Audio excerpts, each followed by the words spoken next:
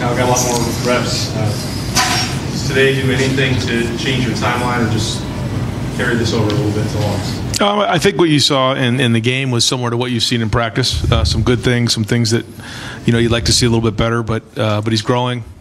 I think that the picture sometimes was clean, other times not as clean. I think when Marvin only played a couple drives there, and then he was out, and certainly not having a Mecca and Julian and those guys. But as you saw, there was some sparks. I thought the throw to Carnell was an excellent one, but other stuff that he wants to look to improve on. So we'll get on the film and figure out what that was. And sometimes it's hard out there because there's so much going on, and it's going fast because you're calling it back and forth. So overall 15 practices, and there was improvement there. We're going to go with Stephen Means, Cleveland.com to the left, and then come back over to Dylan Davis, Delaware Gazette. Ryan, kind of on both sides, when you're missing your top 4 wide receivers, your running backs are not really participating that much in the spring, whether it's the defense, the way they perform today or throughout the spring, or with Kyle and Devin, how you're evaluating them, how do you measure, kind of bank that into how you're evaluating both sides of the ball when you don't necessarily hit full strength? Yeah, you try to look at it through the whole 15 practices of what you've seen. If you're starting to see the secondary get their hands on some balls, and all of a sudden it doesn't happen for a few days, it's probably not real. We've seen that for almost 15 practices, what you saw today. So that was really good. I think the challenge will be increased in the preseason when, like you said, we're at full strength there. But you can just see the discernment. Everything's faster. They're moving faster. They're seeing it. And I think being year 2 in the system, adding Davis in there, you're starting to see the secondary move faster, make more plays, be more decisive.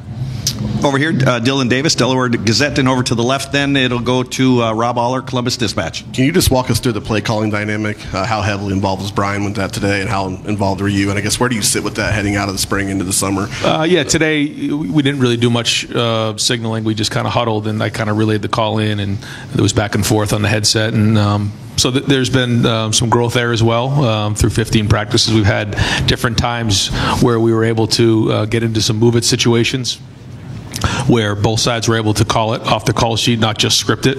So that was great, and that's what happened today as well. So we'll look at it and evaluate it, and keep working at it and see how it goes in the fall. Long way to the fall, but it's healthy for everybody to go through this, and it's everybody on the offensive side of the ball as well. Coming up with a game plan, coming up with plays, and then installing them, then putting them on the field. It's more than just play calling. And I think that's where, as you continue to grow and guys are in new positions, you learn. And there's only one way to do it, and that's to actually get out there and physically go through it. Over to the left, Steve Hellwagon, 24/7 Sports.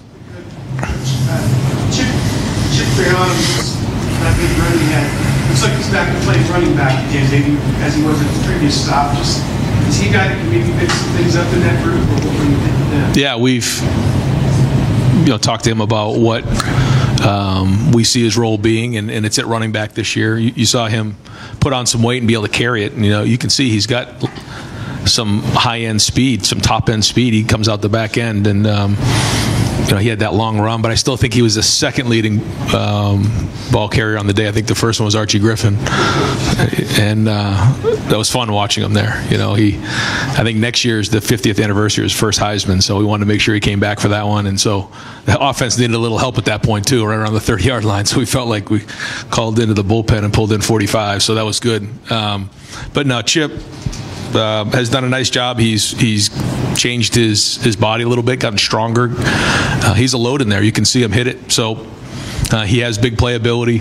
There were things that he did in the games that he played in last year that we liked, and so we're going to keep building on that. Over to the right, Bill Rabinowitz, Columbus Dispatch. Ryan, the offensive line has been a big issue all spring. What did you see today? How concerned are you overall?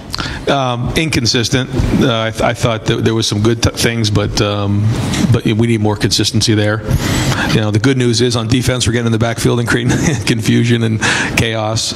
So it's one of those things where you always want. About the Cohesion Foundation 50/50 raffle. It is now closed for the day, and we thank all of you who participated in the raffle. I got it, Jerry. Can't escape it now. Yeah, that's right. Yeah. No matter where you turn, it's right there. Nails everywhere. thinking your numbers, right? See, Austin.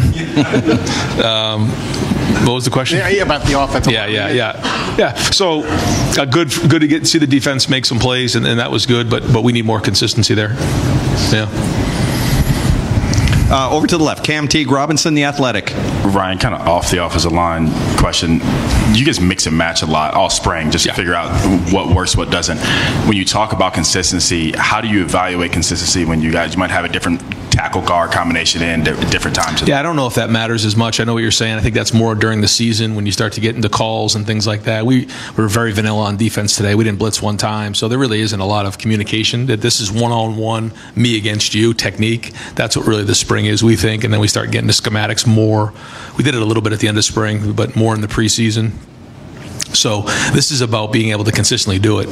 When you flash, when we say, he flashed, what does that mean? That means he's done it once or twice. You've seen him do it. It's like coming home with an A in algebra. Then you expect to come home with an A in algebra all the time. You can't come home with a C then, in second marking quarter or marking period. So that's what we're looking for. And that's what separates good from great players, is being able to do it all the time. We need to see more of that. We're going to go over here to the right, Tim May with On 3, and at the same time, I'm going to bring Denzel Burke and Cody Simon and set them up in the back for anyone that wants to talk to them there. Go ahead, Tim, and then we'll go back over to the left, Rob Aller. Ryan, leaving the field after that game against Georgia, you were kind of, disappointed in the defense, I guess is the best way of putting it, right? Do you leave here today with like a renewed optimism? I mean, how would you explain? Well, I think when you leave the spring, you get a feel for where things are.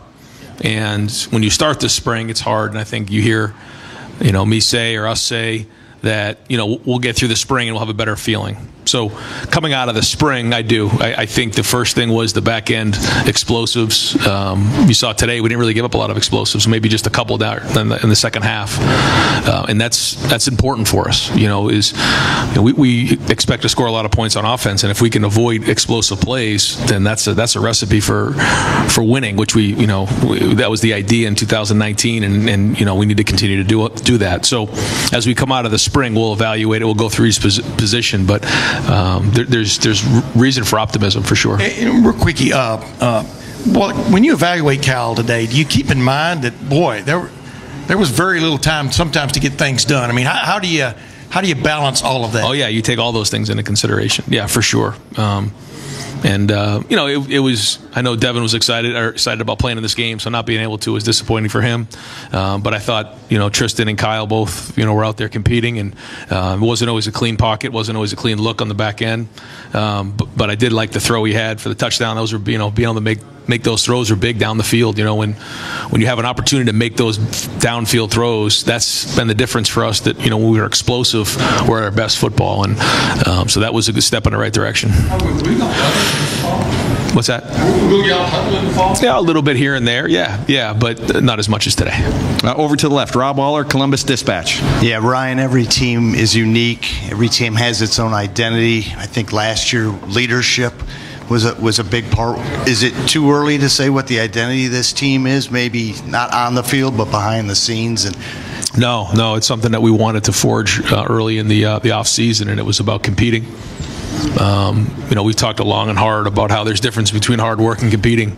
Everybody's working hard. If without it, you don't have a chance. But competing means winning or losing.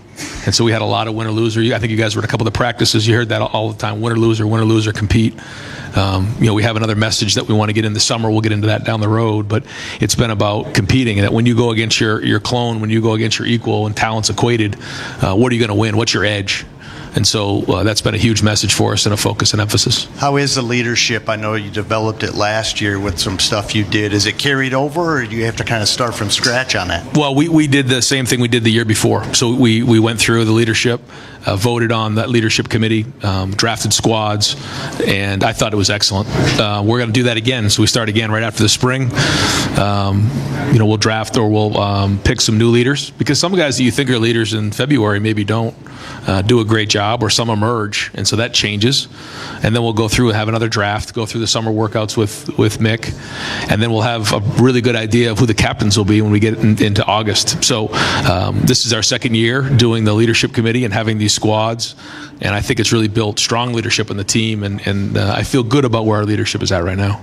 We got two more questions for Coach over here. Nathan Baird, Cleveland.com. To go back to Kyle, I guess you could talk about Devin in the same capacity, but a couple times today he had those like from one far hash to the sideline throws, like things that look like they're tougher throws. Where do you feel like both of them are right now, just as far as the underlying skill that maybe still has to be refined? Are you happy with where that's trending? Yeah, I mean, I think Kyle and Devin both have strong arms. They can make that field throw. When you're playing against drop 8 and you're playing against zone coverage like that, they're gonna drop pretty hard. And we relied a little bit on drop back pass. Once you get to drop back pass, you're seeing those guys drop into the zones, and then you have to really negotiate the zones. I thought when we did call a couple of the play actions and the RPO at the end there, where guys are down to the line of scrimmage and create more of that run pass conflict, it opened up some more windows. But I think Kyle can do all of those. We've seen them do that, where he can make all those throws. He can handle play action. He can handle RPO. He can handle drop back pass. He can make the field throws. So he definitely has the skill set. Over to the left, Stephen Kishbaugh, the Lantern. Coach, on Wednesday you mentioned that the defensive line was an area that you were a little bit concerned about. How did you think they looked today, and what do you think they still need to improve upon? I don't know if I'm concerned about the D-line. I think one thing that we need to make sure we're doing is building depth. Yeah. I feel like, we have the right people in place, in terms of starters and the first group or so. Now, those guys have to play great, and that's important. As you take the next step in your progression, it's one thing to be a starter. It's another thing to be a difference maker. I think we have quite a few guys that can be difference makers. I think, you're referring to the depth, and we like to play a lot of depth here. It's a long season, so that's an area that we got to continue to see improvement. But guys like Kenyatta Jackson stepped up, and we need more and more of those guys to do that in the D-line. And final question for Coach over here to the right, Tony Girdman, Buckeye Huddle. Ryan, C.J. Hicks today, is that flashing or is that consistency? Just what have you seen from him today, this spring? And if that's who he is, how do you find time for him this season? I'm going to put a new category in there. He flashed more today. So, we're still looking for that consistency. But you're starting to see it more and more. He's making plays. He's showing up. And I think, Jim and James are both doing a great job with him. If I can, I'll put it out. Is he a gamer more than a practicer at this point, or is it just youth? Yeah, I mean, I know what you're saying.